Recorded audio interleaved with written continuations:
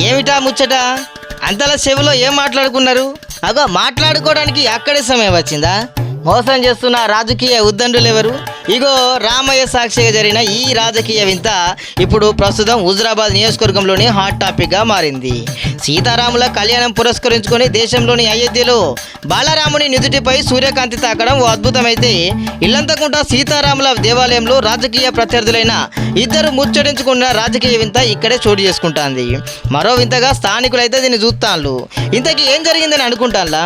నిన్న ఇల్లంతకుంట సీతారాముల కళ్యాణ వేడుకలకు హుజురాబాద్ కాంగ్రెస్ ఇన్ఛార్జి ఒడితెల ప్రణవ్ ముందుగా హాజరై నాయక గణంతో గద్దలపై కూర్చున్నాడు.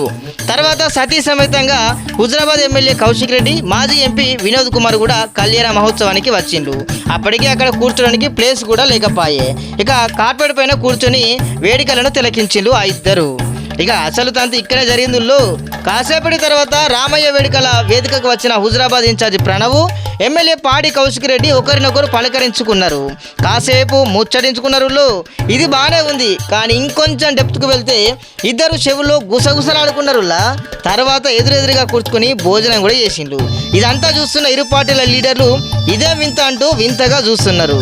సీన్ కడిగేస్తే కొద్దిసేపటి తర్వాత ప్రణవ్ వద్దకు వచ్చిండు ఎమ్మెల్యే కౌశిక్ రెడ్డి సారు.